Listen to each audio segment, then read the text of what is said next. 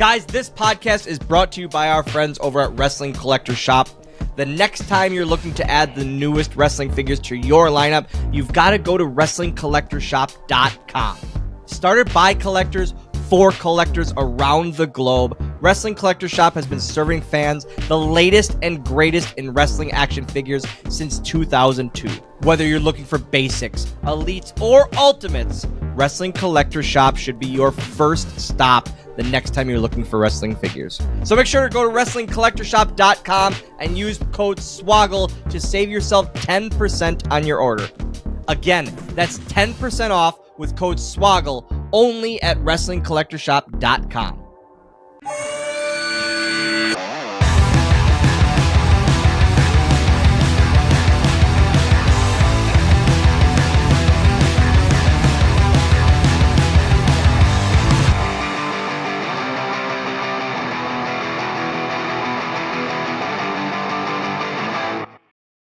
Once again, another episode of Going Postl.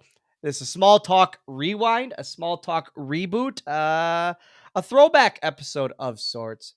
My interview with All Ego Ethan Page, peek behind the curtain.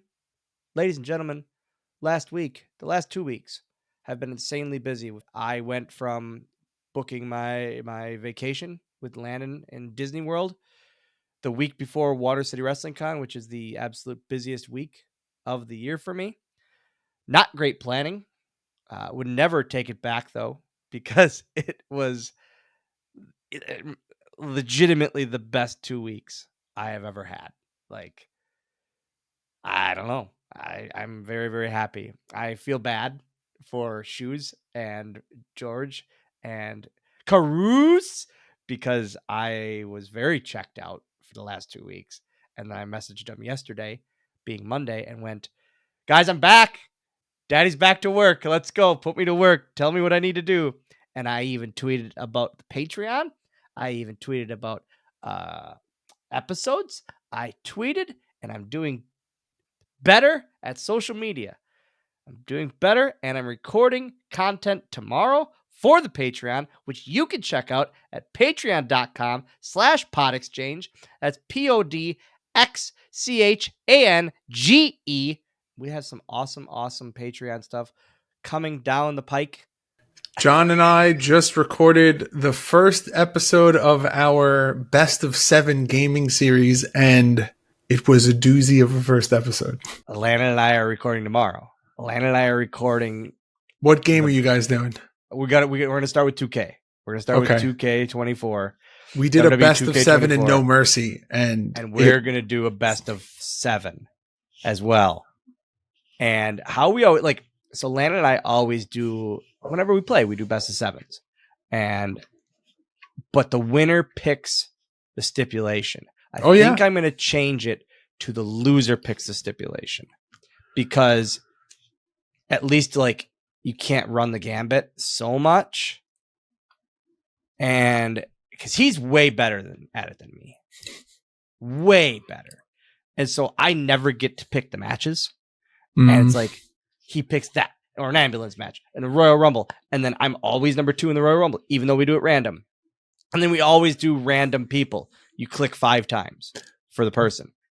We do the same thing. We do the exact same thing. Do you guys do so you get 5 clicks, and you get one read. Like, I get Bobby Lashley, and I was like, man, I really want someone other than Bobby Lashley. I get one chance. But that one chance can turn into Nathan Frazier. And then I have to stay with Nathan Frazier. I can't go back to Bobby Lashley. So what we did is that we did the 5 and No Mercy, and spoiler, Clash lands on Bull Buchanan in No Mercy. Okay. And he's like, I don't know if I want to be Bull Buchanan. And I went, okay, here's what we'll do. I'll give you one more, and you can do one more random. But you have to be either the person that it lands on or Bull Buchanan. Oh, and we don't do that. And he hits it, and it lands on Linda McMahon, and he goes, all right, going to be Bull Buchanan. Yeah, we don't. We do it. You have to stick with that. If you like Survivor, going back, this is all can be found on patreon.com/podexchange. without further ado, Dylan, what do you say we jump on into your small talk with your friend Julian, better known as Ethan Page? Ego. Where is my ego? Lego my ego? Is that what it is? Lego my ego? No, it's Lego my ego, but I hate egos. I'm not doing this right now. Are you a fan of Disney, Pixar, Jurassic Park, The Office, or even WWE? Or maybe you just want a sleek and comfortable patterned shirt? Then you need to check out Roosevelts.com. RSVLTS.com today. Roosevelt's makes the most eye-catching and comfortable shirts going today. Whether it's button-ups or polos or hoodies or even hats and everything in between, Roosevelt's truly has something for everyone. Made for those with the love of sports, pop culture, and so much more. And above all else, having a kick-ass time. This clothing is for the bold and fun, for those who dare mighty things. Roosevelts.com. Check them out. Hello, Julian. Thanks for joining. Great start. That's how we start. I texted you saying, hey, you want to do this? And you said, yep, what time? And you tell me a time. And then you say, hey, can we do it earlier? And I said, sure. You said, okay, I have to set up my green light. And I was like, Yeah. Does he just mean like my great light? And he spelled it wrong. But you literally meant your green light. Yeah. I can pick whatever color I want. I picked this for you. You know, I'm not really a leprechaun. Like, I don't. People always do like backgrounds and art stuff and graphics because of green. It's like, guys, I like other colors. Like, I'm not just. What? I'm sorry. What color is the graphics for your show? For what show? This. ACW? For this? No, this. Well, it's green, but I think you might blend in too much to the what's called the border, as we say. So you want it like what do you have? Gold? Let's see what we got here. How's that? And look at the shadow that it casts on Peter Parker, aka Spider-Man, because I'm a comic book guy. Oh yeah, sure. Hey, great start. At least I know you lie to your viewers. All right. What other lies are you going to tell? Listen, I've seen all of the Spider-Mans. Yeah. I did not like Landon and I. We fight about this all the time about which ones are the best. The originals.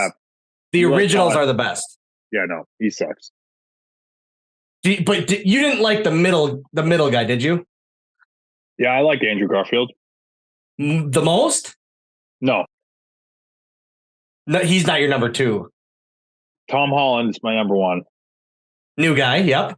Yeah, Andrew Garfield's my number two. You're out of your mind. Out of your mind. Out of your mind. No.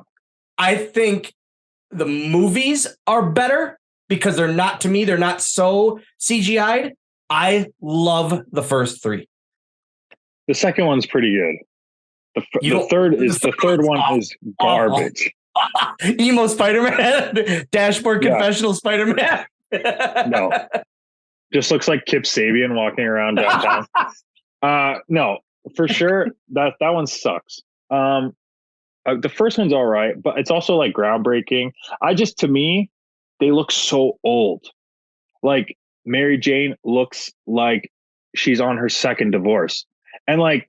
To me, if you're supposed, dude, if you mean the characters? The characters. Yes. Oh, like I'm a reader, right? And like you're in high school, and these people look like they're 40. Get out of here. Oh, okay.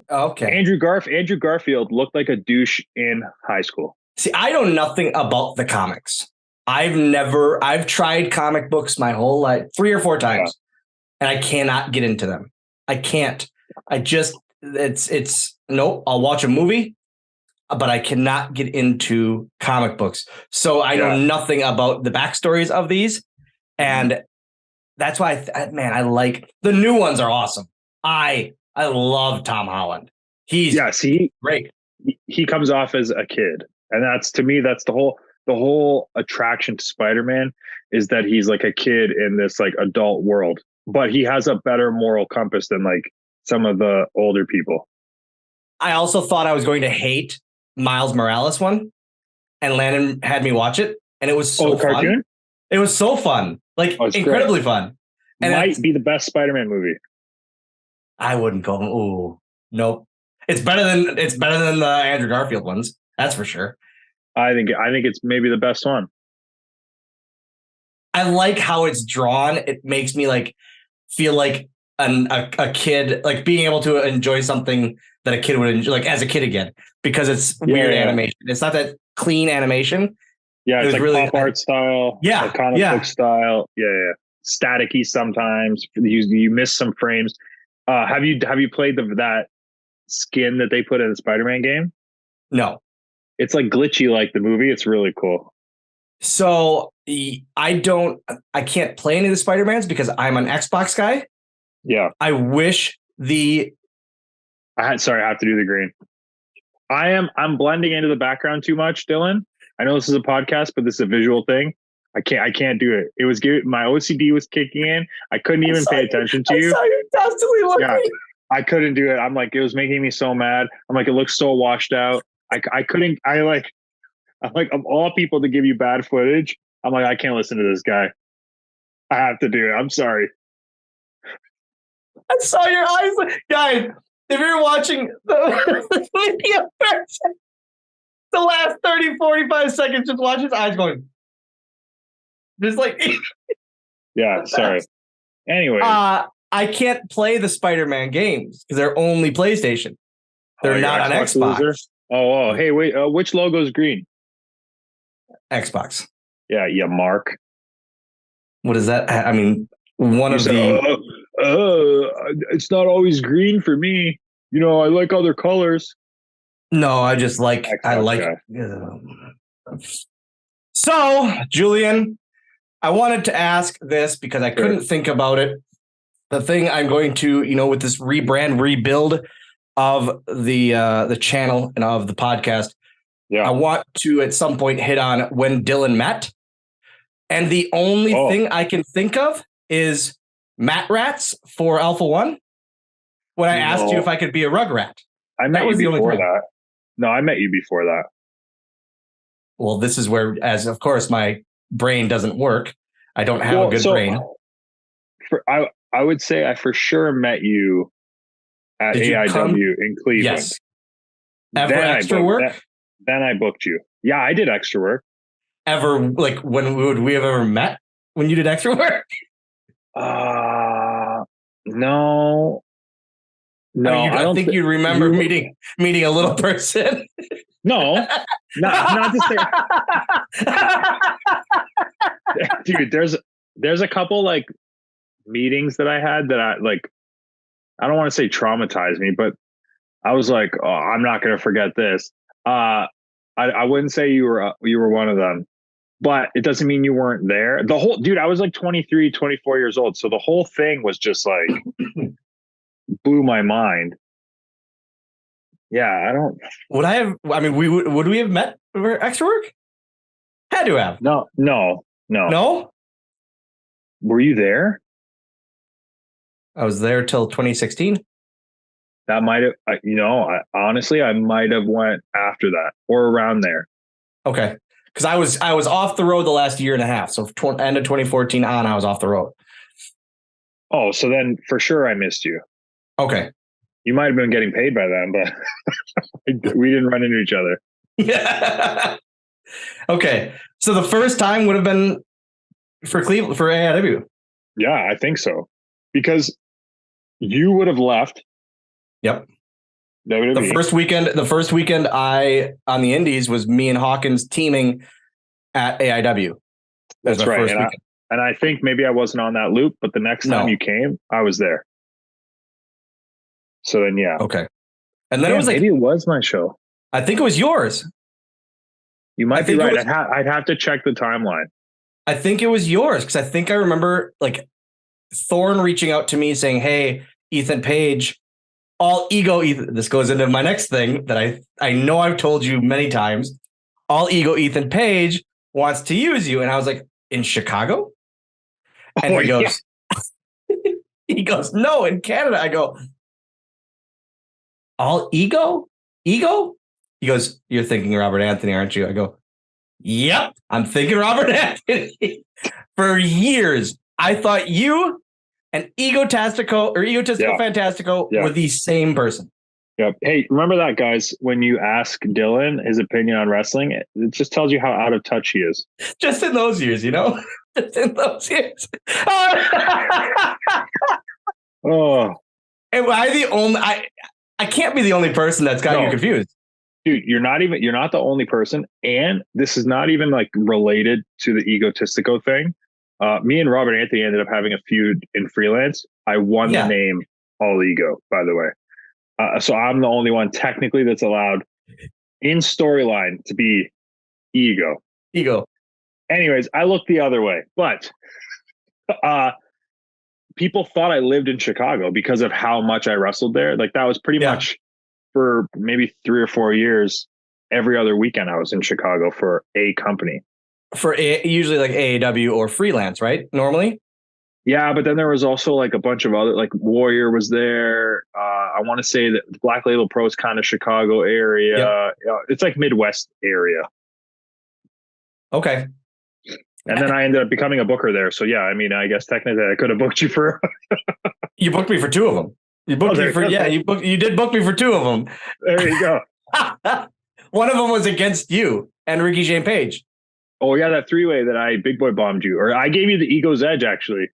On to Ricky, and I immediately like the whole day I was like, no, I'm not doing that. I'm not doing that because, and one of the things was, I don't get up good and I'm afraid of falling backwards. But in backyard wrestling, when I was 13, I got scorpioned on one. Going, and I just didn't hit right and just scorpioned myself. And so I was like, oh no, I'm not going to do that again. And then I was like, oh, it's my buddy. And you said, I'm your friend. I'm not going to hurt you. There we go. Oh, it was great. I remember it vividly. Yeah. I just still to this day, it makes me laugh because of how close of buddies we are that for years I thought you were somehow living in Chicago and doing a second life as Robert Anthony. Maybe one day. I don't know. The thing I do that did make you not Robert Anthony that I do remember seeing of you is the crazy stuff with now my son's favorite wrestler, Darby. Oh, and God. Just the nuts things. I just showed him some clips the other day of it. Has he ever seen the one has he ever seen the original one? No. It ended up on like Tosh.0 or some the poll? Yeah, ridiculousness maybe. I think it was ridiculousness. Yeah, they still owe me $400, but I mean they do. One of the reasons we get along so well is you are just our mid-sentence, just kind of screw you, just right off. But then we can tell a lie. I mean, you're not wrong.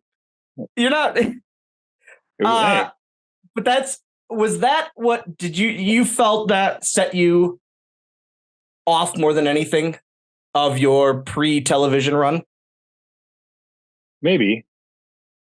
I always look at like it depends on what mood I'm in. Okay. Because like if I focus on the positives, yeah, of course, like there was so many good things that happened from that.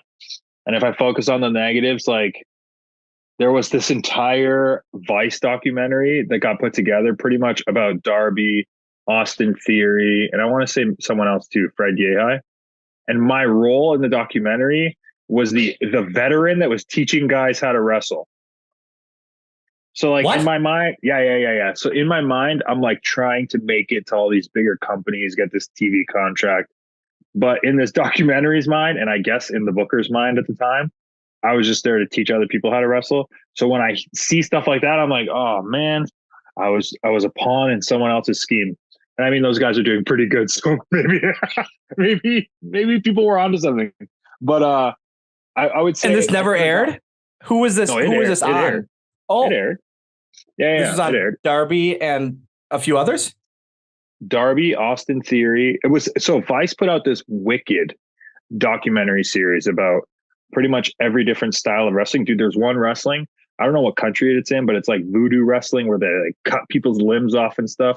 Yeah, it's wild. And then they did like deathmatch wrestling. This was the one they did the deathmatch one where they went to GC. No. It was CZ Dub Cage of Death, maybe? That's what it was. Tournament of Death.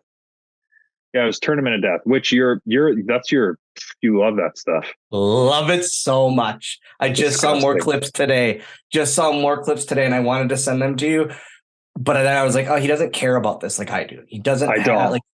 I love it. It makes me so happy. Watching deathmatch clips makes me so happy. I just showed my buddy Weed Whacker clips on Friday, and it made me so happy to have him go, oh! I love it.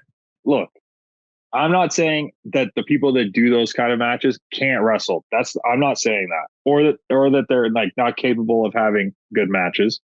But to me, it's like, I don't know if like, there's storytelling, there's the athleticism, there's the crowd work.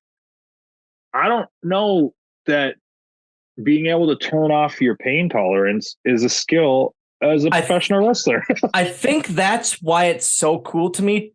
The fact of like, these guys can just, for 15 minutes, not feel any of this craziness that they're doing. And then, and just keep doing it. It's just, it blows my mind. Cause the watching it, I go, these guys are nuts. And I think that's, I think it's like, it's just so much of an action movie to me. Like, but like like one of those campy action movies. Right. I think that's why. I think so. I have this like my brain is not the same when it comes to this. I just have like a different outlook on wrestling, and like the fact that everyone's kind of in on it changes how I feel about it. Because if I'm walking into something knowing that no one's going to believe anything anyways, why would I like scar myself for life just for someone to be like? But does that? Do you feel that maybe, and this is me just kind of riffing off what you just said. Yeah. Do you feel them podcasters doing?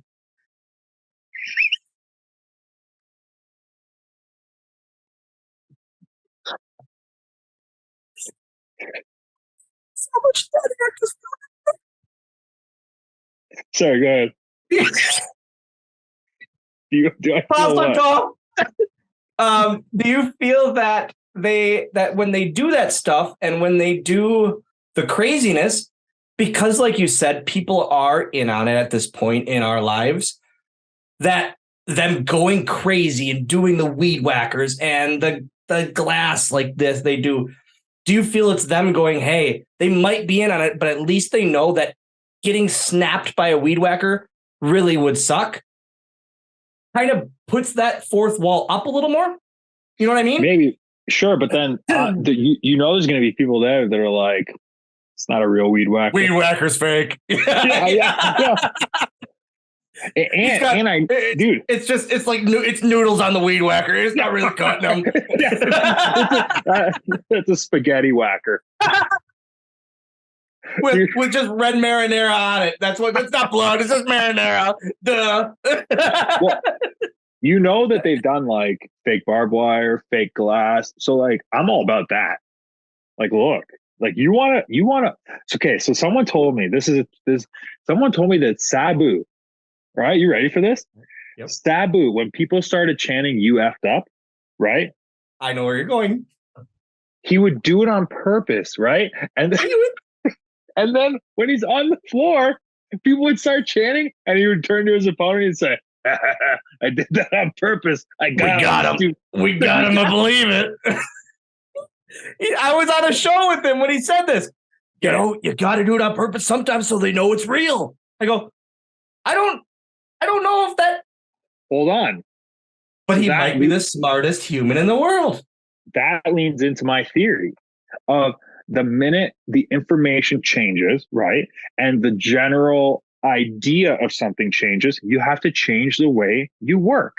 That's why this whole like you have to keep kayfabe all the time thing, blah blah blah blah blah. And the people that are like pushing that are the same people that are exposing wrestling in their podcast every week.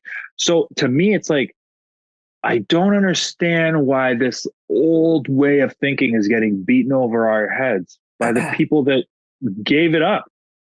Right. Brian and I talk about that all the time. Is it not like how fans react to you and Brian and Matt and me, you, Brian, and me? So, like when we meet them in person and they, hey, how's the family? Hey, this toy collecting is awesome. Hey, how's Landon? How are your girls? How's Creative Pro? How's the vlog going? Back when it was, taken seriously and real and people had to believe, they wouldn't have those interactions. And I think that's why people want to support us nowadays more than ever, because they see into our lives and they see us as normal humans. Back then, they wanted to pay the ticket, but I don't feel it was to support Ric Flair. I don't feel it was to support this guy. I feel like they just wanted to see the show. Now it's to support us as humans. If that makes sense? It's a weird way to think about it, but I truly think it's so. I agree. Yeah, and like that's where you'll have people that are like legitimately like a draw, but they're drawing usually for reasons that are not wrestling. Yep. Or they're like they've been on TV so long that there's like a storied history. Like the Hardy Boys, they'll be able to do whatever they want for the rest of their lives. Sign their fake name as long as it's forever. Yeah, it's their real names, but yeah. Even better. Yeah, but like those guys, but that's just like they've stood the test of time, and they will. I want to be able to do that too, but I don't know if many people are going to be able to do that in wrestling, because if you're comparing numbers, like there is no wrestling show that gets the viewership that they had back then. They would get 8 million people a night in one country. Do 8 million people watch around the world? I don't know. That's not me saying that it's not. I literally don't know. I know that with YouTube and these other kind of like avenues of stuff, sure, maybe it's 1 million people, 2 million people with AEW, maybe 1 million people over time with YouTube, maybe 1 million here, 1 million there. I just want to be kind of remembered and in people's nostalgia, those like magic years, so that the older, like as they're getting older, I can kind of be busy forever. Okay. That makes complete sense. Yeah. As to, let's not focus on this one country and this one audience. It's about having the broad audience see you for everything you're doing. Yeah. And not just one kind of, not just wrestling. Yeah. Yep. Yeah. Well, but anyways, we were talking about something completely different. I'm a terrible interview. I just ramble and ramble and ramble. Back to deathmatch wrestling. I do not hate you guys. Hey, hold on. Do not hate you guys. I'm sorry. I did not mean that in a disrespectful way. It's just not for me. But Sean Ross Sapp, quote unquote, all ego Ethan Page hates every deathmatch wrestler and says it can't work. Unquote. Literally the quote will be, Ethan Page said deathmatch wrestling is not wrestling. While talking to a midget wrestler. That's not wrestling for sure. No. Man, deathmatch midget wrestling like cancel itself out. So we're like the top guys. I would watch the hell out of that. There is, which is why I ordered. Puppet. That's why I ordered your boxing. I thought that was going to be a death match for sure. I mean, it was. For it. Got that good payday though, so thank God. Hey, also, because I'm a podcaster and I'm worried about the video, when you lean back, your ring light gets in your glasses. So maybe go a little bit that way. I'm just proud that you're wearing your glasses for your interview. We get to see the real ego, Well, I'm talking to my real friend, so. So the real Ethan Page, I'm sick of talking about. What I want to talk about, the fake one, is I don't know if it's like Bruno where we don't talk about it. The Karate Man. Oh, sure, yeah, go ahead. I'll give. Hey, I will. I usually kibosh this. I'll give you.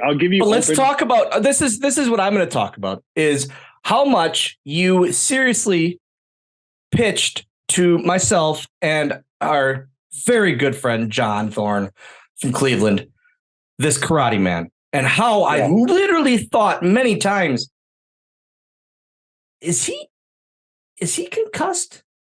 Is he?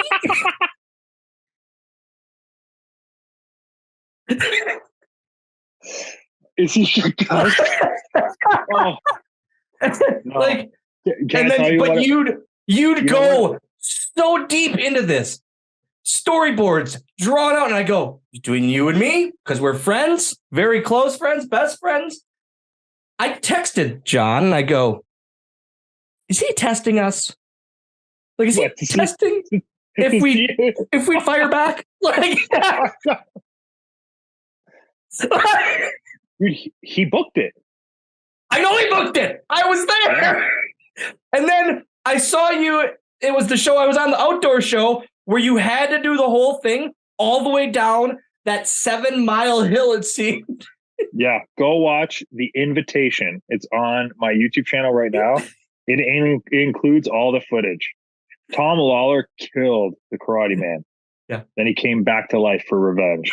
It made me so happy to find, because you were pushing it. And I go, Julian, I love you, and I love you as a friend, and I want to support everything you do in this world. You have a wonderful family.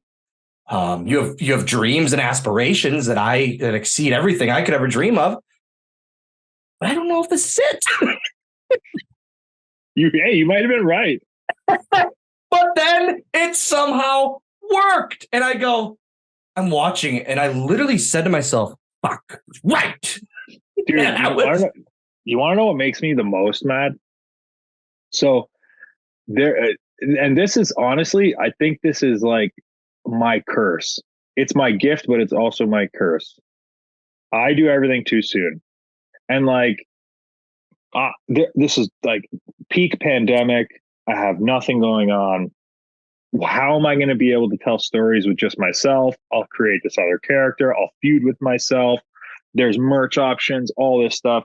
I'm doing double bookings. So I'm taking these paydays where it's like Ethan Page wrestles. Dude, Ethan Page wrestles at 2.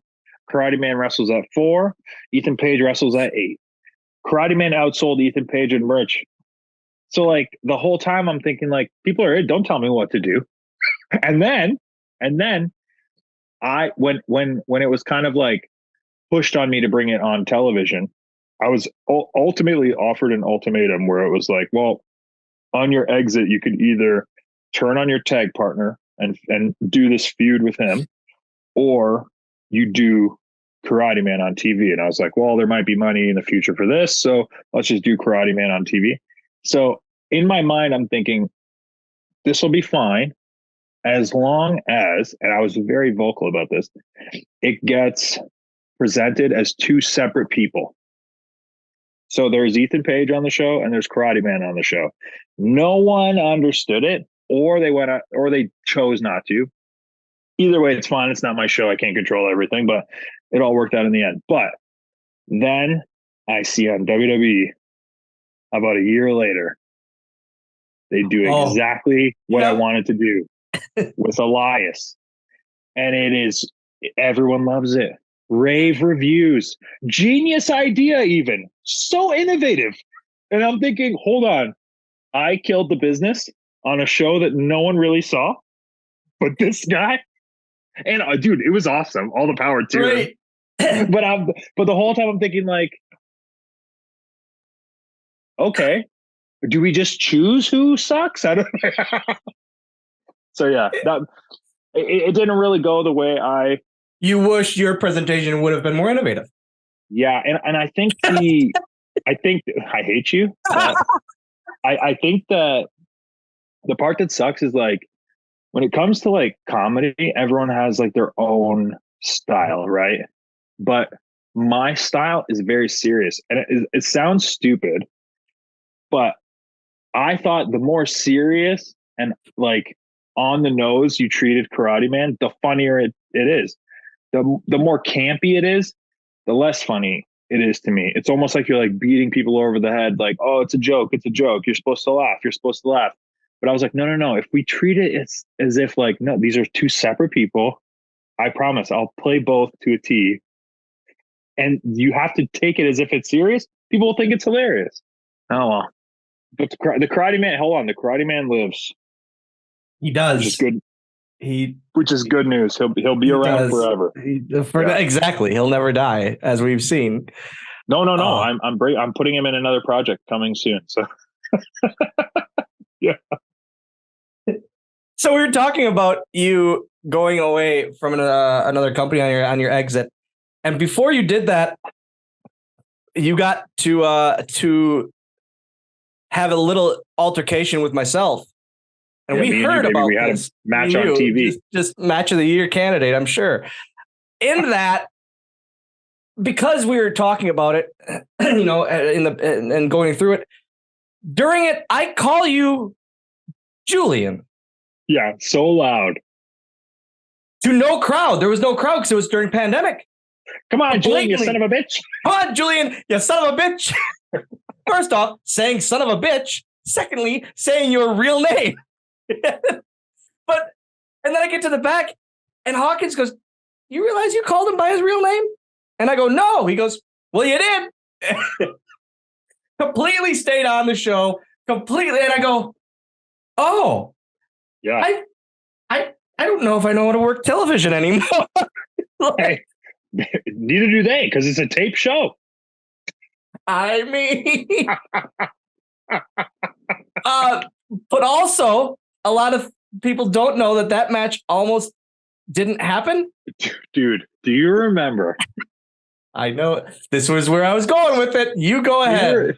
Do you remember standing in the middle of the ring? We're, by the way, no fans, so you got to hype each other up, and like you got to be mentally ready to, fall, be hit with no feedback from the audience at all. It was brutal, physically brutal, mentally brutal. Guys doing hardcore matches during this time. Yeah, Hawkins and Dreamer destroying each other. Yeah, suplexes on the friggin' floor, tables, insanity. So I'm ready to wrestle the most grueling match of my career, Dylan Postl. But so we're out there, warmed up, ready to rock. I'm ready to wrestle. Cut. Hold on. Wait a second. Over the loudspeaker. We're going to postpone this match to the next set of tapings. We don't have AJ Styles Tron ready. And we look at each other and I go, huh? All right, guys. Yep, we're good for the day. This was the last match of the day. Yeah. Then we ended up doing it, and it made it so fun because it was one of your last things there. And it was just, that was the last thing I did there for, to this point. And I was like, man, to be able to do that. Yeah, that was it. That was it for me. Cause I did the Hawkins stuff before that, leading into what the match I was supposed to be. Yeah, that's right. And so that was the last thing I did, which was, it's a cool thing that, again, for two buddies to be able to do that. Well, there's a whole blog. I thought so. The craziest thing too. That's what started me and your vlog, you getting me over outside of wrestling. Well, which was never my goal. I'm sorry to all the fans that he had a resurgence in his career. It was never. I honestly, I was trying to go for like a whack pack style thing, but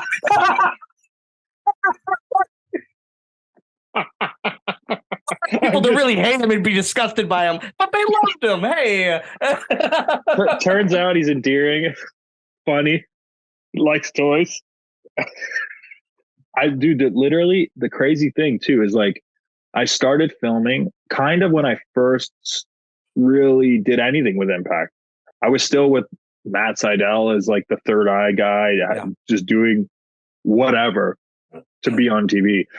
And I documented it all, the whole entire 3 years with Impact Wrestling, and then the last kind of ending of it. And there's moments where like you're even saying like, good luck, because no one knew what was like. I had to walk away to find out whether I would have a job or not. So all that is documented through the whole time. So it's so cool to like think back and talk about it and know if I really wanted to, I could throw the vlog on where we wrestle each other. And there's all the moments leading up to it, after it, during it. It was great. And that's another thing that I never really believed in or saw was a thing. And you just had the mind for was the vlog and the vlogging. And I hated it. And you had to talk me into it. so many times and tried to for literally years. And then I was finally like, fine, whatever. And now I love it. And I'm the one annoying people with it. Hey, but I don't care because it's fun and everyone's doing it. And it's how you made it. You kind of sold it to me was, this will be cool for my kids to see why I was gone. Yeah. And why, I wasn't around as much and to see what I did. Because if they didn't see me on television, at least they would see what I was doing aside from that. Yeah, exactly. Like, oh, where the hell was he? Like, I went to Japan, I think 4 weeks after my daughter was born. It's cool because I'm like 4 years in now of pretty much documenting everything. I mean, now it's a little different because it's more of the toy hunts and the weekly, like, it got repetitive, and I don't know how much farther I could have gone, I guess, professionally to document it. So for me, it's kind of, I started where I started with literally nothing. And I documented the entire rise to my dream job. And then while there, my rise from kind of a guy that just started with the company to solidifying myself as like a television character in AEW, which is cool. And that documentation of it. Also, like we were talking about how people support you and want to support us because they see what we're doing. For sure. Brings day one supporters along for that ride and makes them like a band on the rise. They have their day one fans, they're fans from nothing. And now to see that band be, selling out arenas, the fans feel like they were part of it too. And that's also an even cooler feeling for them as well. For sure. My cousin said this to me once, and I'll never forget it. She was like, oh, you're building like an army. I'm like, no, I'm not.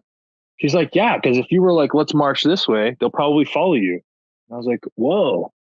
And I guess like that, I know there's the words like influencer and like you have followers, but to like actually hear it like, oh, like a physical thing. Oh no, if you were like, hey, let's all walk this way, they'd probably go, yeah, okay. I was like, oh damn, I guess that's a real thing. An army. That's a real thing. And going to bat for you on social media. And one person says a negative thing and they go against them to stick up for you on all forms, which is an odd feeling, but also a cool feeling that you have that support. And something that we were talking about back in the, the back in the day thing of people that wanted to keep it real and that kind of thing wouldn't have had. Sure, they would have had fans, but I don't think it would have been the army of fans and the support like we do now and nowadays in wrestling.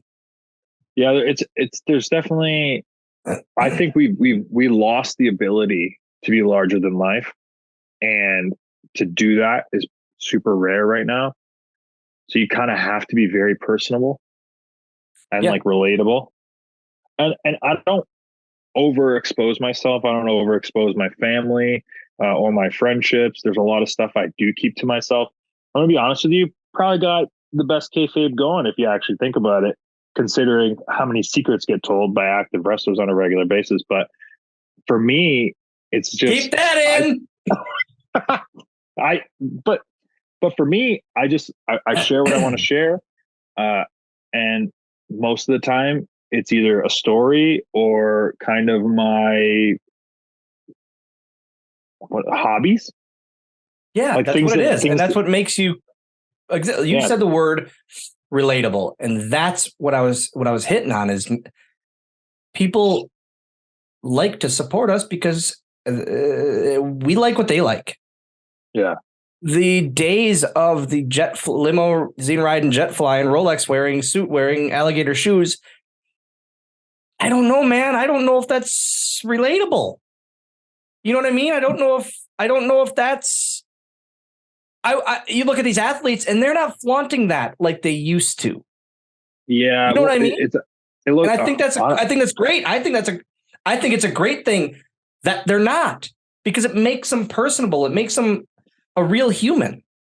And it doesn't set them aside from the paying customer. But why do we have to be? Why do we have to be separated so much? I don't feel we do. I don't feel we need to be. I think there's a balance. Yeah. And a lot of people ignore the balance. and I don't know. It's a thin line. It's a fine line, I feel. Yeah. I was having this conversation with someone about perception and how perception can be swayed by so many things, but I feel like most of the time it's swayed by, like, the people are swaying it for themselves. I'm this, I do this, I say this, look at me, I do all this.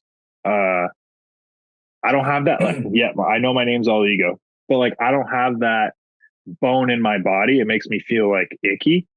So I find it hard to find creative ways to brag, I guess, but it's not bragging. It's kind of just like creating awareness to like what I have to offer or what I have going on. And it's so much harder to get perception changed for me because I refuse to wave my own flag, if that makes sense. You're not waving it for yourself. You're waving it for what you've built. That's completely different. It's completely different. It's for your brand, not for you as a human. Sure. You know what I mean? I think that's where the difference is. It's for what you've done and what you're building yourself, not for, hey, look at me, I'm on television. I think that's what it is. Yeah, maybe. I think that's why you don't feel egotistical. No, but I also like, well, there's other things too. Like, I don't know how many more videos I can watch people give cars away and stuff. It's like, all right, man. Isn't it weird? Landon tells me about it. He tells me about it, and I just don't get it. Yeah, I don't know. I go, it's very nice. Of course, it's very nice. Of course. But why is this so interesting now? What's the intention? That's my thought. I never thought about it that way either. I just thought, why is this entertaining? Like, I don't find it entertaining. But that's what I mean about swaying perception. People use social media now as a tool to kind of sway people's opinions instead of kind of it's almost used as manipulation instead of promotion. And it's like finding your way through that is so stressful. And doing it in a way that I'll be like morally okay with myself, that's also stressful. Yeah. I know I'll be on the longest path possible. I'll be the one. I'm the turtle in the race, if that makes sense. Yep. Which is fine. But it took me forever. I remember the pandemic. I was just screaming at the wall because I'm like, I'm doing all this work. Everyone's sitting on their butt. Why is none of this picking up? Why is everyone talking about this or this and not me? It's like all internal thoughts. And I was like, oh, you know what? Whatever. I've just decided I know I'm going to be the guy that's going to take the longest to get there. But man, if it's going to take me that long to get there, it's going to take me even longer to fall back down. So screw it. Yeah. Well, now that we hit the heavy stuff, we got into a real hard hitting. That was hard hitting so things. What I've grown to love about you is your collecting, like everyone has grown to love, is your collecting, and how everyone's video diarying and vlogging, and you've morphed yours into the toy hunts. And I think I really think you found your niche in that. And I think so too. And the fun in those, and the community of, like our friends, the majors, making it okay to love toys. Yeah. Everyone hid it. Everyone for the longest time had to hide their love of toys. Yeah. And it's cool now. I love collecting. It's okay. And it makes me, and I think it goes back to Brian and I talked about it many times, where it makes us feel like a kid, and it brings cool, like warm-hearted memories. And that's as much as stuff as an adult that we go through, having those warm feeling memories makes us feel good. Yeah. I mean, the best drug on earth is nostalgia. Yeah. And it's like you get a direct injection. The second you grab anything, touch anything, see anything, that sends you back. It's like you'll never, ever, ever feel the way you felt when you were a kid. Yeah. But that's as close as you're going to get, because at least it's a memory of how good you felt. That's kind of like what you're trying to get. Do you feel better? Here's a very random or kind of out there question that I've never thought about till now. I might be the worst person to ask whatever you're about to ask. I'm probably the worst person. Go ahead. Do you feel better finding something you never had as a kid, or finding something you loved as a kid? So that's to me, it's really hard. Right now, I'm like numb to it all. Because you're so, it's so deep like, in. Dude, it is. So I'll never forget the feeling when I opened the box and you sent me the animated series Batman. You mean when I killed your toy hunt, as you said? Hold on. But that actually adds to this. Because that is like, if I think of one toy as like, I literally saw the one I played with 6 months ago. I went to visit my parents in Canada, and they had it in a bin. They kept them all. Now our kids are going over there to play. And I was like, oh my God, like this is the one I have. Like as a kid, the paint's all scuffed up and everything, but I have it pristine in the box. I'll never forget physically owning it, because this was like the grail item. Oh my God, the thing is over $100. There's no way I would ever spend that on a toy, right? So then, time goes by. This almost becomes a full-time job looking for toys, essentially. Eventually, I'm gonna see that toy again and again and again. Then pristine versions of it, graded.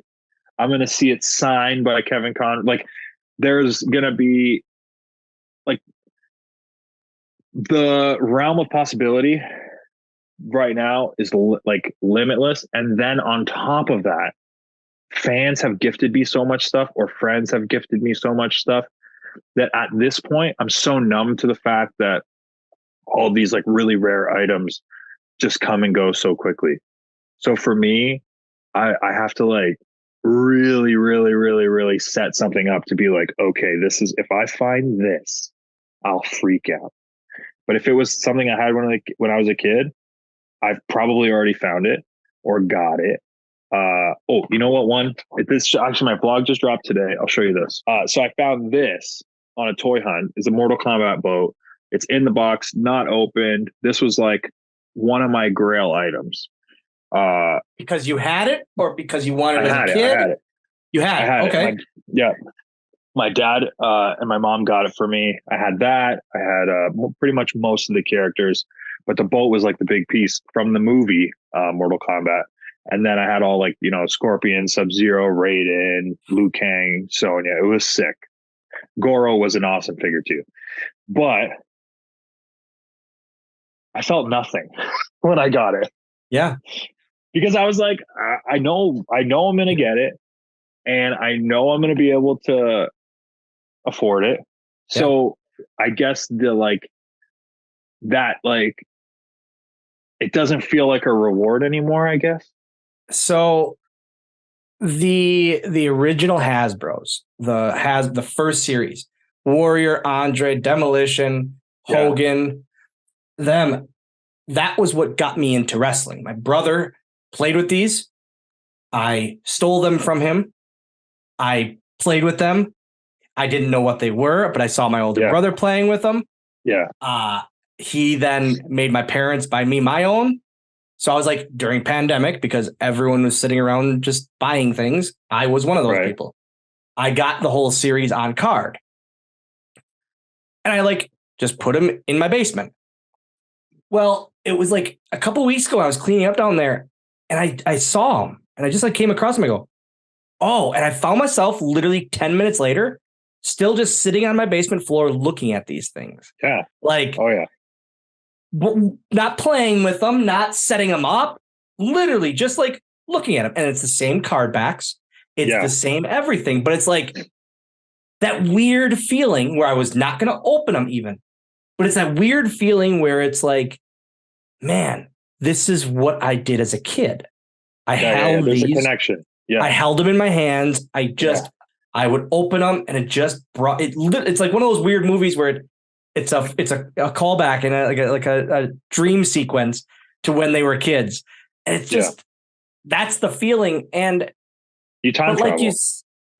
But like you said, where there's things I get where it's like, man, this is a really cool item. And then 5 minutes later, it's like, okay, next thing. Right. That's why the hunt is the best. The hunt, the best, and that's why 100%. Now I get why you were bummed that I took the hunt away, because you couldn't get the hunt on your own. Yeah, I 100% get that. But I only say it to tease you. There is legitimacy to it, but and I think too, the reason that I wasn't like insanely stoked, because I am like legit, this is the item that I've been trying to look for since I pretty much started the vlog. Inbox unopened. That the white Tiger Zord was a big one. The green Ranger dagger, you were there for that one, was a big one. You were there for both actually. Oh, you got me the Saba. So those were like huge items. Got to find them on the vlog, but though, like you saw how excited I got when I saw the dagger, right? The problem is the owner of the store told us that these were in the shop. So we knew they were there. We knew we'd be walking away with one.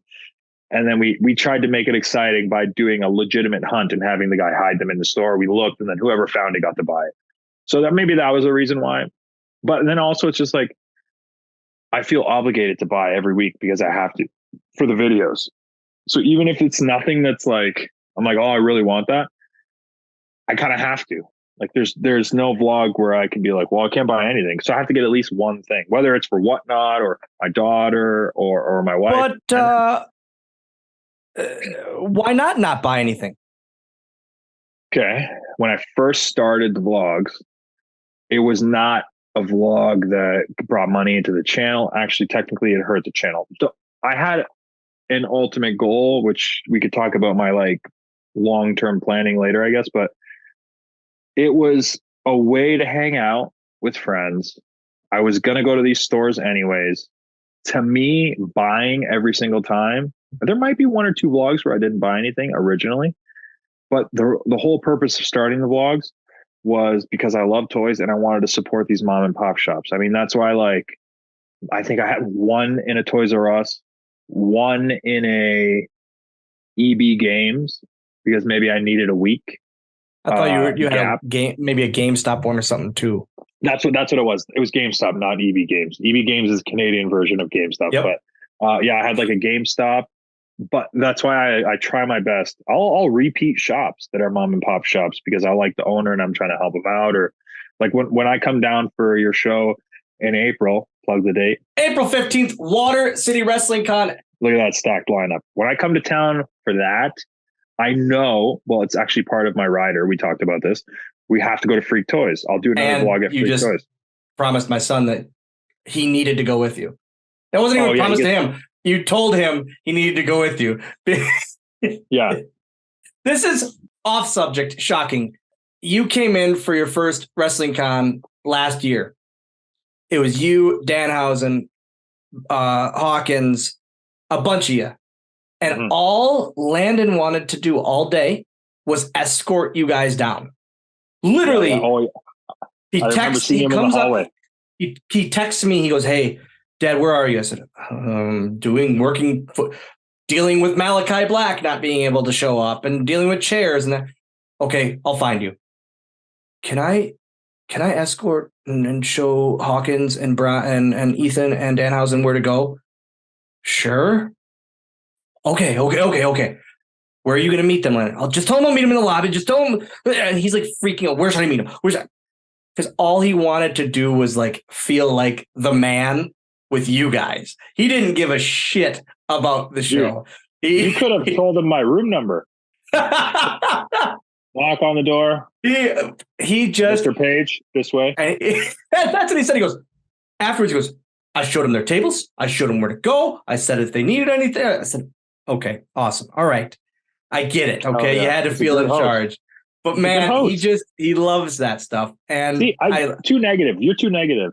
You're trying to say you're trying to be in charge. I'm gonna say he's just trying to be a good host and make sure people say nice things about his dad's promotion. That's what we'll go with. That's what we'll go with. But that's another thing he has gained. And like I keep burying our friend Brian, like with him, he has gained such a friendship with you that it makes me feel good as like whenever we get along with each other's kids, it makes me feel good because he's just, oh, how's Julian? What's he doing tonight? Let's see. Was he on the show? Oh, then I'll be at class teaching on Wednesdays and you did your thing already. I get home and I can't even watch without him telling me what you did because he has to spoil it. And it's just, it's just the support because of the friendships made. And he sees how good you guys are as people. And he's a kid, so he sees it through his own eyes, not just me telling him. It's just, it's awesome to see having a kid. And then he collects. And you guys don't help that whatsoever either. But he collects and he wants to do these toy hunts. And last time you were in, we were all going to go to Freak Toys. And then he literally was like, he threw up in the car. Yeah. And he still wanted to go to Freak Toys. And I had to drop him off. And he was crying. I can't go to the toy store with you guys. Julian can't even go to the toy store now. And I feel bad. And it was like, he cared more because he wanted to hang out with you than him being sick. Well, we're going to make it up. We're going to Freak Toys. Listen, I think it's great that me and your son are friends. And I think it's great that you and my toddler see eye to eye. I think that when we visited for the Julian is in America bash, where you essentially controlled your neighborhood, mind you, had a cotton candy machine and a inflatable water slide that puts any water slide in Oshkosh to shame. And he had it in his backyard, mind you. Don't forget about the food truck, baby. Got that barbecue. Literally just going, yeah, whatever you want. He waved his finger in the air like this at least 10 or 15 times.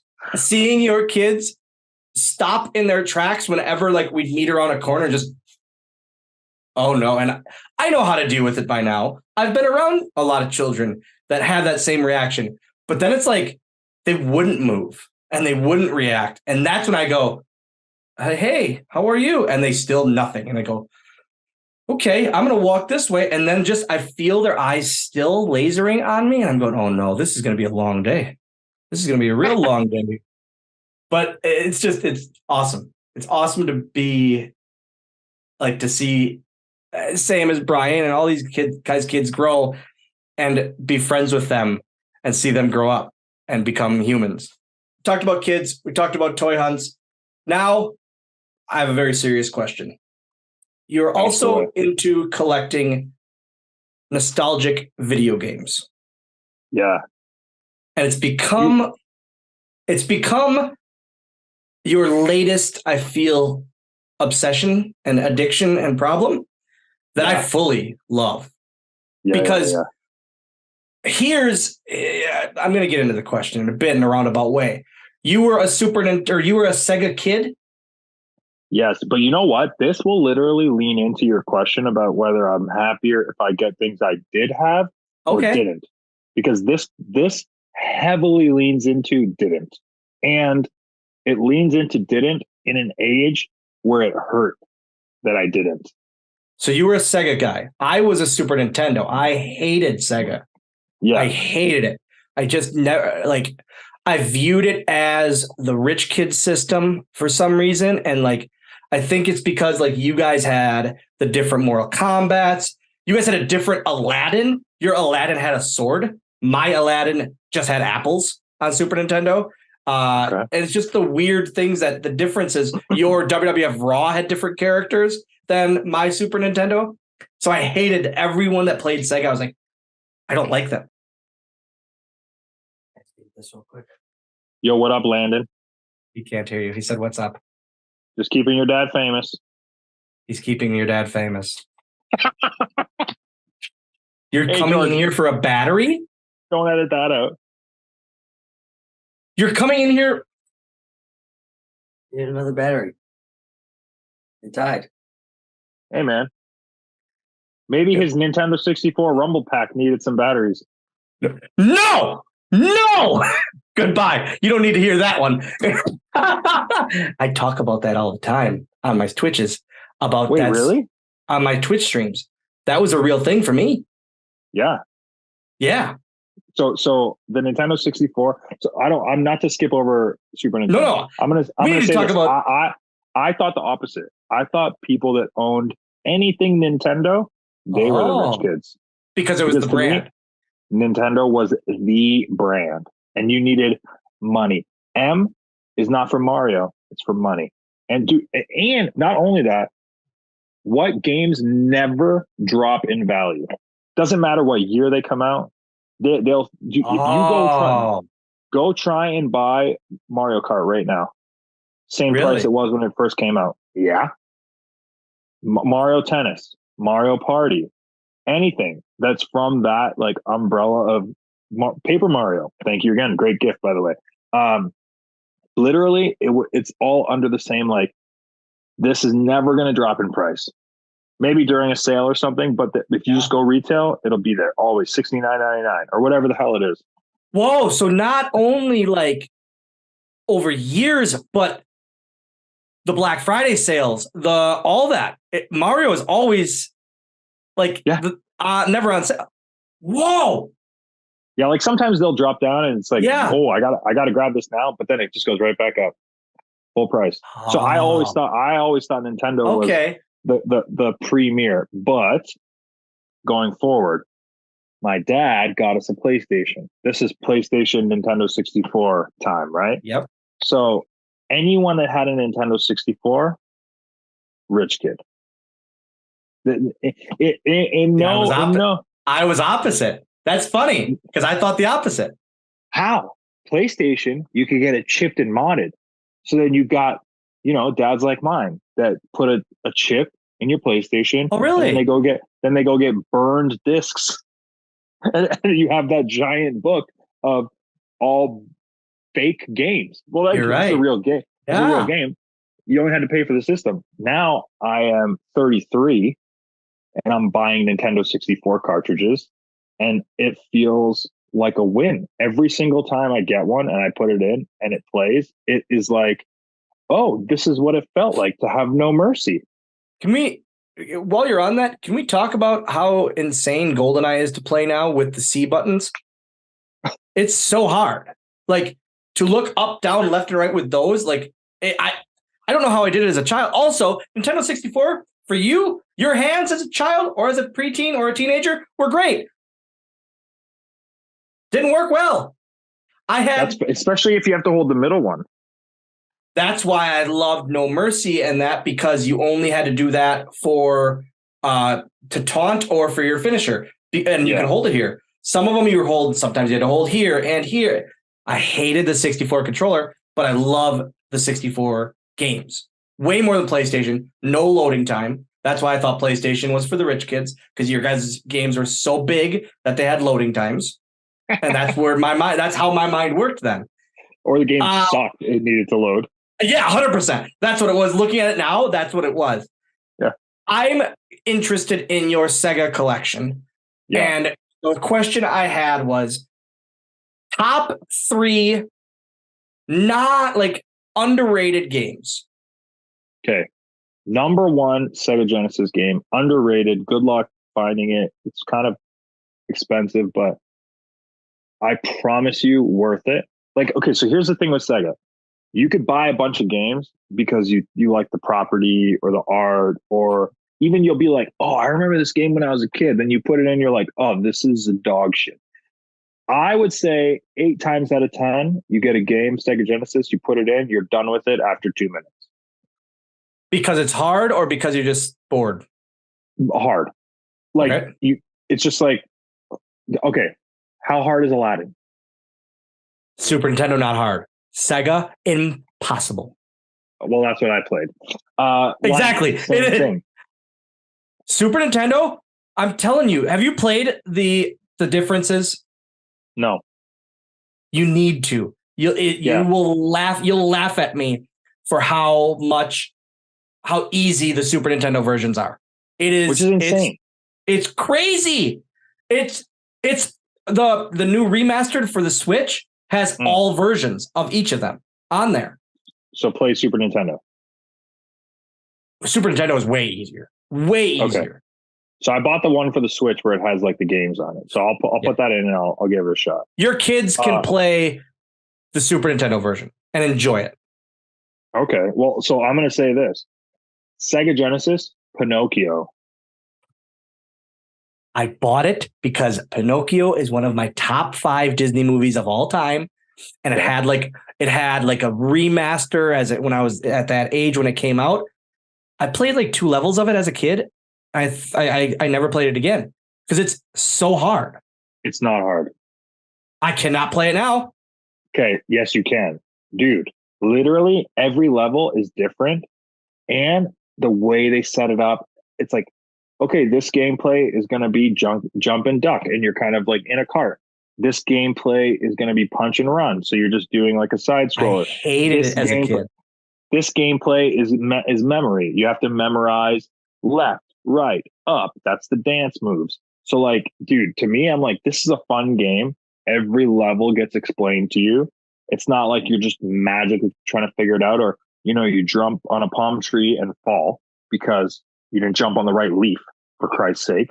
So I know you know what I'm talking about. So Yep. So I would say that's definitely up there. I would also say Vector Man is a great game. Okay.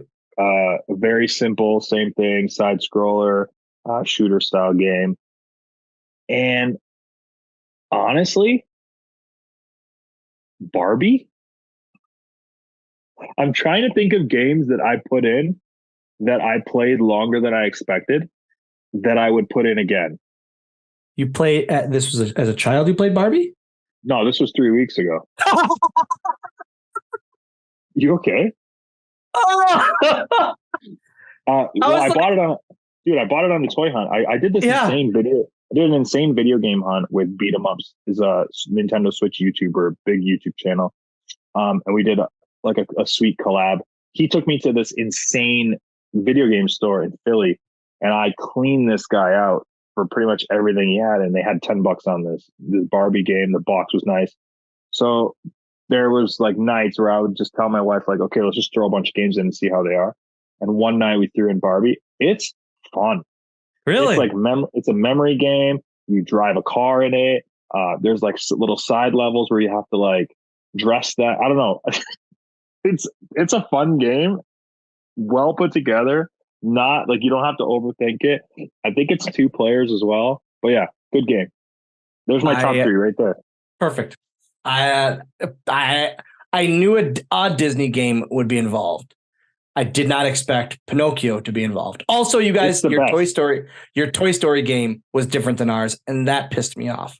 I remember. Yeah, I have that one too, and that's another one. After 1 or 2 levels, I'm just like, literally Pinocchio. Every level changes. Like okay. If every level is just running and jumping and that's it, I'm gonna eventually be like, yeah, okay. I think that's gonna be a retro game on Twitch now. That'll be my retro game night. I would love for you to try that. Okay. Please. You have my word there. All right. All right. The other thing we have in common besides video games and toys is whatnot. Let's talk about our love for whatnot. And this being easily the biggest plug that they could ever get between you and I. Oh, yeah. It's the best. It is just in general the best thing I've ever been a part of. Yeah, it changed my life. Yes. I say that to them all the time. Like, not even just the back end of it. It's fun. It gives us another version of collecting just for things for whatnot. Like in the fun we can have. Dylan, every time we get a first time user, we get $10. We get $10 credit on our thing. How do you think I'm getting all these games? You literally go, okay, cool spot. Oh, I need a new user for that. Let's put that aside. Bubsy. Okay, that'll be for the third user. Okay. That's the best way to think of things. Legitimately, I will wait for my credits to pile up. It's like, oh, you have 75. Like right now, I have $75. It's in my hand is itchy because I'm like, I need to be watching whatnot. And my favorite too is I am a diva. Like when it comes to the streams I don't like the streams where people decide what goes up. No, F off. I need to be treated and pampered like the prince that I am. I want a personal shopper. So I will go on whatnot at like Sunday at noon when the guy opens his toy store and it's dead. And he's just walking around showing what he has. And he goes, hey, if you see anything, let me know what you got. And I go, where's the Sega Genesis?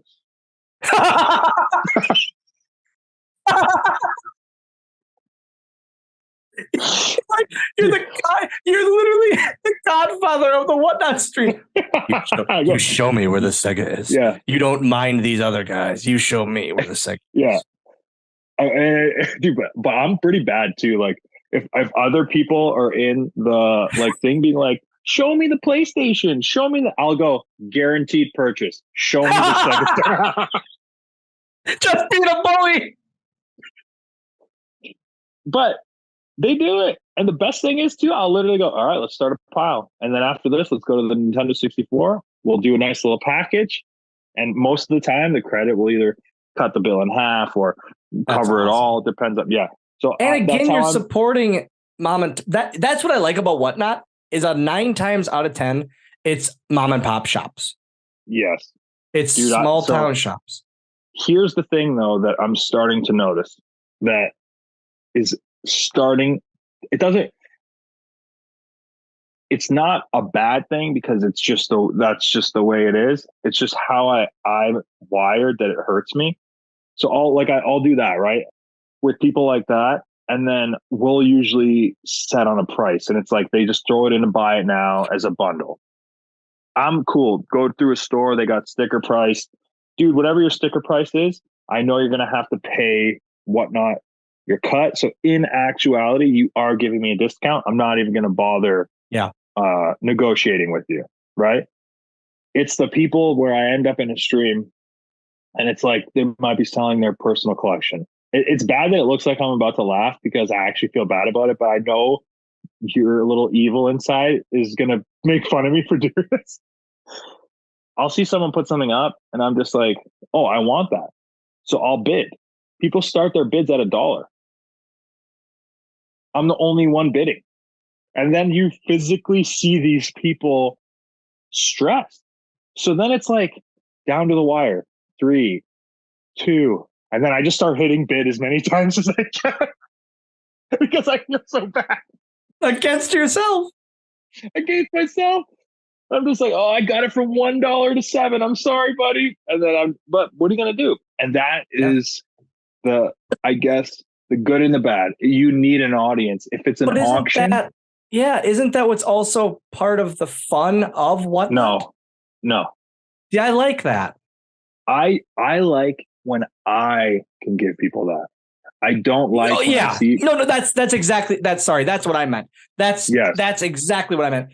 When I have this signed thing that could go for crazy and a guy gets a deal on it like never before. And it's like, this is insane. And it makes exactly. Yes, that's what I meant. I meant on our end, it's the coolest feeling. Yes, I'm cool. I love that. Like, and then you see everyone in the chat's like, oh, good get. Oh, that's the best. So I'm like, okay, cool. Like, I think I've done graded comics where I just ate crap on because that's not my audience. I've done high-end toys, same thing, like a Sideshow Collectibles X-Men figure under $100, retail $200, aftermarket $4. Yeah. Whatnot, Ethan Page, $90. Yeah, exactly. That. But when I'm watching someone sell their personal collection and they're sweating, that's when I'm like, oof. Also, when we get these items that go for crazy, and people aren't doing it maliciously, they're bidding to have fun as part of this community. against each other and just having fun with it. And it's not malicious by any means. You know what? Let me talk on this then too, Dylan. I'll be the bad guy on your show. Okay. To all the people commenting, because I see this literally weekly on my YouTube channel, people trying to dog on Whatnot, and they say that I'm a bad person because and this is what they say, I charge so much for what I auction. Let me ask you a question. Do I? No. It starts at $1. We're starting everything at $1. $1. That's why I love Whatnot. Is it starts at $1. You know what, Dylan? I'm gonna double all of you guys. I'm gonna double everyone on Whatnot. I'm starting my shit at $2. You overpriced son of a bitch. You overpriced son of a bitch. You're really just screwing everyone on Whatnot. So, guys, listen. It's not us. We don't dictate it. Now, am I there putting on a little auctioneer voice? Yeah, because that's literally what we're doing. We're auctioning things off, and I call it a free virtual meet and greet. I don't want to say that, but essentially there is aspects of it where people are excited that they're buying these items from people they care about. I try and add value to it by having items picked for my vlogs so that, look, if this toy retail is only worth $30, you paid $50. Okay. Did you overpay? In my opinion, no. If you're a fan of my YouTube channel, you literally have video proof of where I bought it, who likes it, a story that goes along with it, the reason we picked it up. Then you interact with me live on the app. There's hours and hours and hours of time put into this one item that you are the one that gets to walk away with. Going off of that, I got a Pateri figure that I had our friend Colton sign. And Pacolt. Yeah, Pacolt. He literally did Pacolt Cabana on the autograph. And it's like, this Pateri is a $19 item, but because of the signature and the story involved, people paid such and such amount for it for the story and to post on my YouTube and on social media. Hey guys, I got this. This is a really cool one of a kind item. Yeah. I signed a Peter Dinklage Funko because of all the things that he came out about, and I just signed it. Fuck Peter Dinklage. And I signed the figure on your thing as well. Yeah. And it's just, but it's a one of a kind thing that's it's a fun. Apparently two of a kind, but yeah. I mean, and then KNS Comics did a bunch too. So it's at this point, a few of a kind. Yeah. But guys, this will kind of to wrap this up. Check out Whatnot if you haven't yet. And if you haven't yet, it's crazy to me.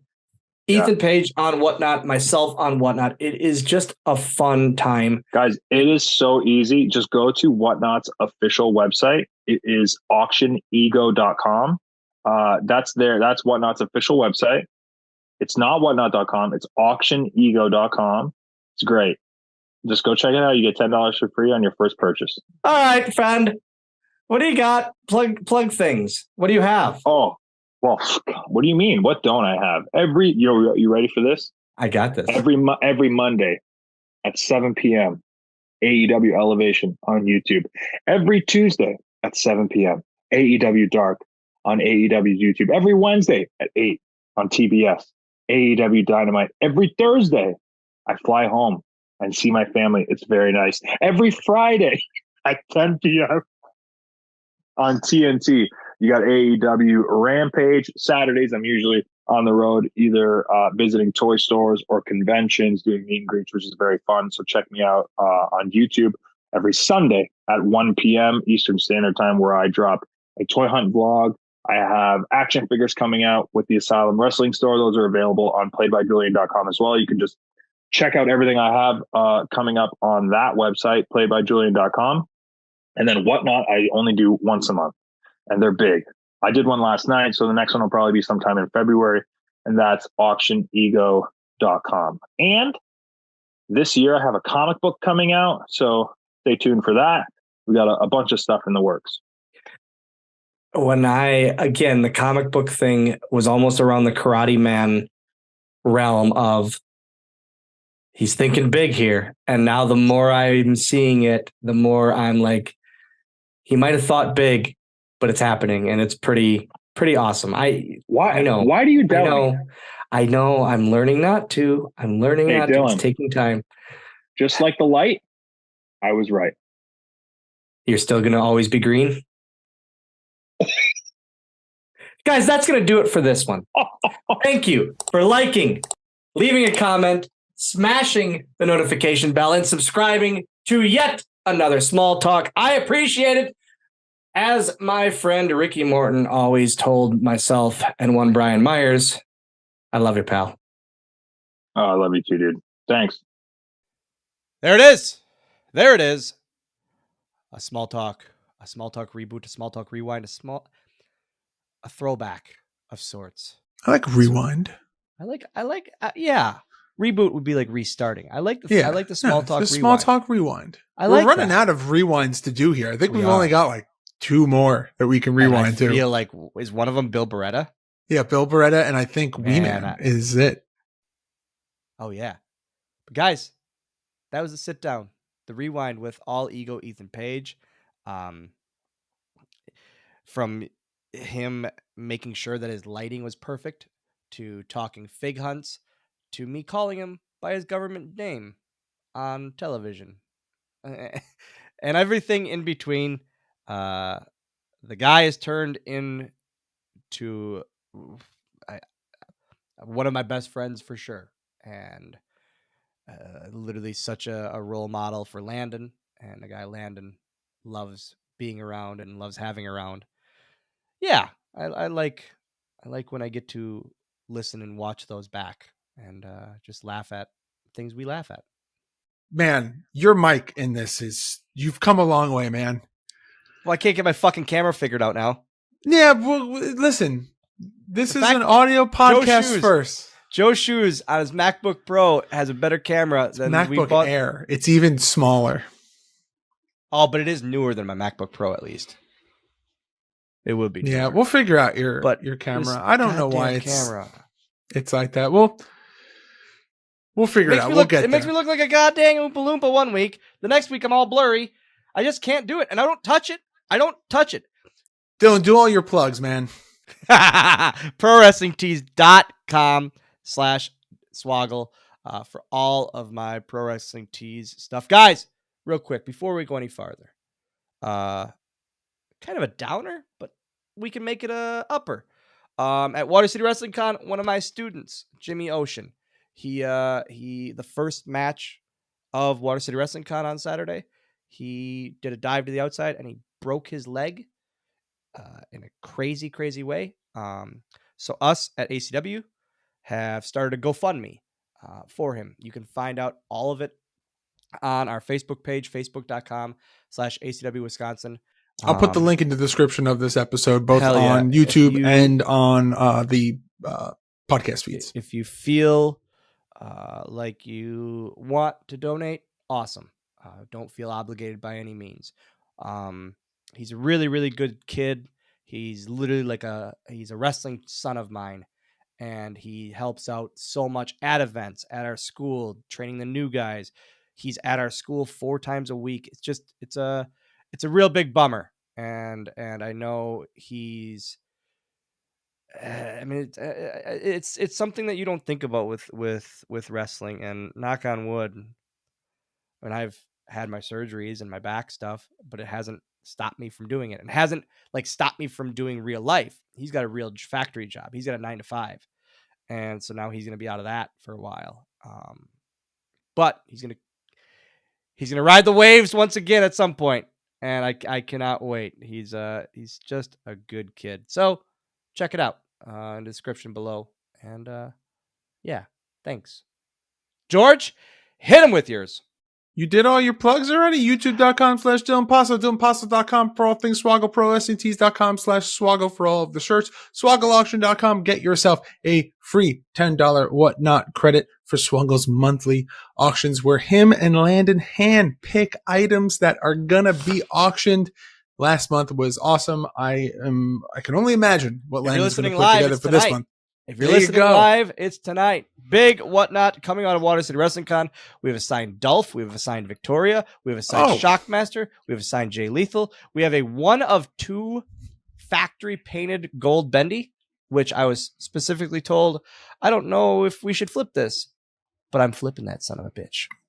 In addition to this podcast, Dylan has another podcast. It is called State of Affairs. It is him and Captain Joe Shoes debating a mystery topic every single episode. They do not know. I'm up 2-1. I'm up 2-1 in those standings. I have to agree with you. Wow. Big double bird from Dylan to Joe Shoes there. Wow. In addition to this podcast, I host another one. It is myself and former Creative Pro champion Johnny Clashbro. On this podcast, we like to call him. Oh, God, Dylan. I'm not redoing that one. I'm not redoing it. I took a Mucinex because my throat hurts. Its name is Carouse. And we break down the good, the bad, and the awesome of all things wrestling video games each and every week. And our goal is to play them all. So please make sure to check us out on all forms of social media at GameMarksPod and wherever you choose to listen to your podcast. But for this podcast, next week, we will be back into the swing of things. We will be doing 3MB Part 3, where we break down Payback and Beyond. And then, guys, after that, Dylan kicked us off today asking if I felt like doing this. So we're going to do it. After 3MB Part 3, we are doing a Q&A AMA audience listener question episode, whatever you want to call it. It will be an episode where you guys control the episode. You will pick the topics that we will discuss. You can ask Dylan questions. Ask Swoggle anything. Yeah. Postl, ass. Nope, it's not. I just realized it. It could be ask Swoggle shit. I just realized ASA does not spell ass. No. Mucinex, man. Minutes. Not even once. I'm all hopped up on horse pill Mucinex. It's the best intro outro we've ever done.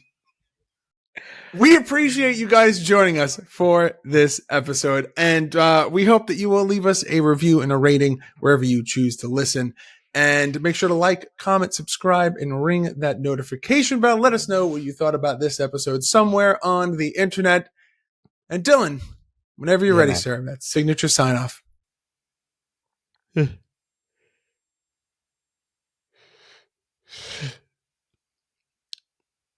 We'll see you next week.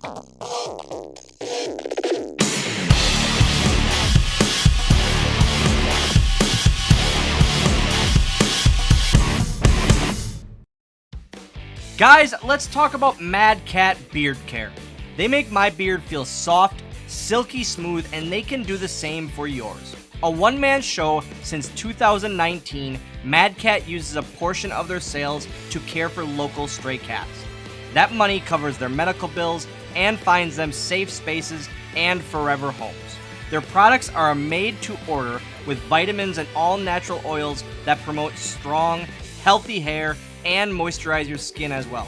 They've got exclusive scents for myself, as well as other wrestlers like my good pal Brian Myers, Mr. Kennedy, and Ring of Honor legend Delirious. Make sure to check out all of their scents, along with my Swoggle scent, which has notes of lavender and sage.